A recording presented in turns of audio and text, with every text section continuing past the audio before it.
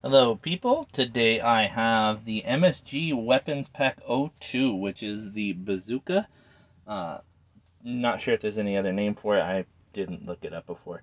I do have the packet right here. This is one that I liked a lot, so I actually have multiple copies. We're going out, silly. I have my dog in here with me and she's being a little butt.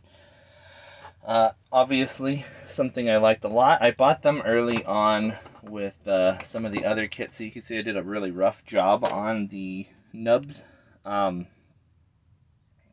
Geez, that's pretty bad. This one is an interesting one. Like you can see, this one is different than the one that I put up here, and that's because it is a modular system. So you can put it with the larger opening in the front.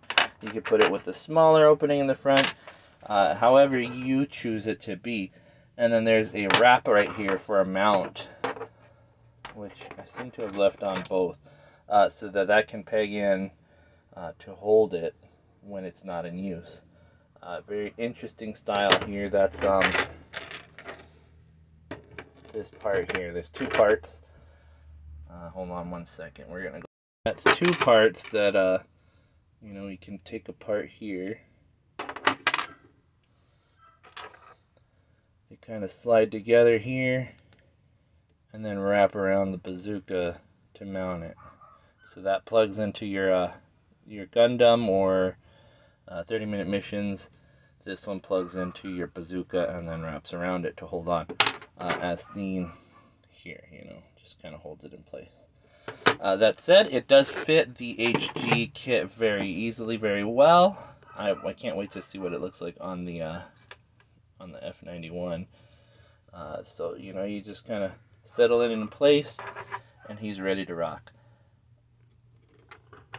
Before moving on to the Zaku 2, I definitely wanted to show that mounted on his backpack.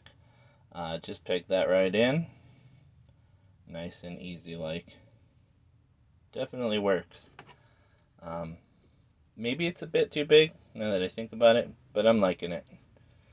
Alright, so moving on to the Zaku. He had a little bit of difficulty. Putting it in his hand. Not so much, that it wouldn't fit in the peg or the slot, because it did. But his arms are like, I don't know, he's got shorter arms than the Gundam, I guess. That doesn't look bad, though. Creativity being key, like I always say with this guy. It always seems to be him that needs the most. But Zaku looks like he can do it. Not too bad, not too bad. More surprising than the Zaku, this one, he also had trouble putting it in his hand, like mounting it to an appropriate position. That one, it didn't want to slide all the way down without messing that back end up.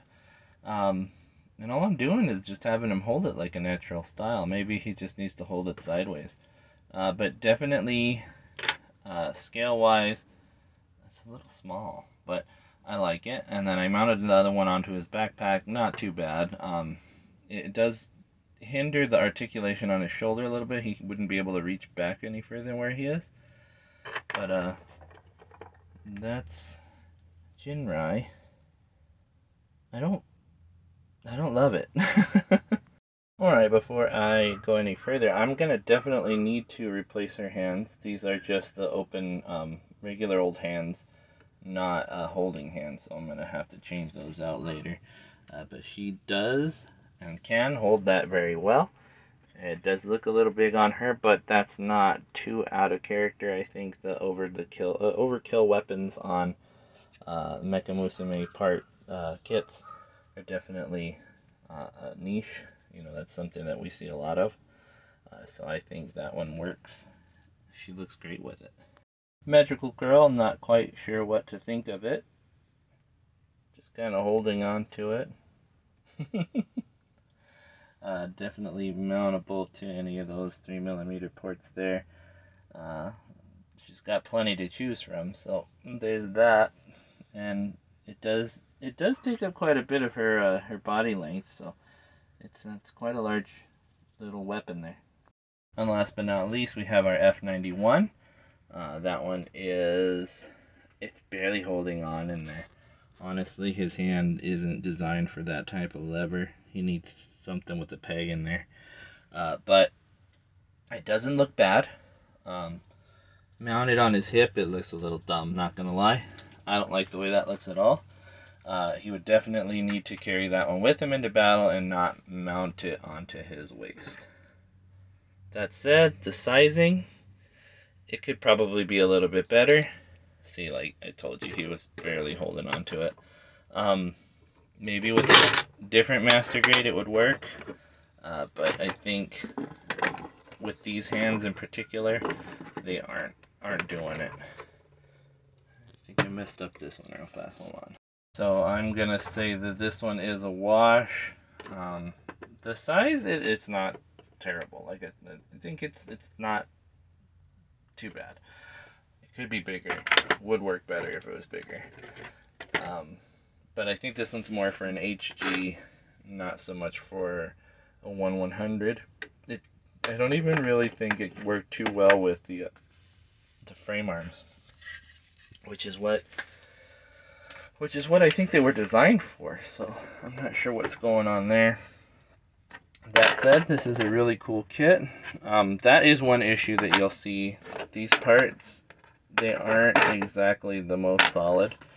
They're an odd peg size, so it's not 3mm. And there are no other 3mm pegs besides that one and that one. And those two holes there. Those are the only 3mm you see. Oh, obviously in here too. And it's a nice handle stock grip. Other than that though, it's a pretty cool kit. You can get them for pretty cheap. I got mine from Amazon, the first one, $3.99, $4.99, and I think I got the rest from Galactic Toys. So they're not terribly expensive, not terribly difficult to get your hands on. It is an early kit. You see, it's number 2 out of the M.S.G. That one, it's definitely got issues as far as clutch. It doesn't hold everything as well as I'd like it to. It could be just from how long ago I put it together and how I put it together. You can tell I did a butcher job over here. But we'll definitely try to clean it up. Like, you hear that? You can snap that back together. It'll probably be a lot better if you do it with more proper techniques. That said, I enjoy it. I like the way it looks with the high grades especially. It does look good with Architect and with Chaos and Pretty, and I think for the girl kits or a high grade, it's definitely going to work. Thanks for watching. Bye.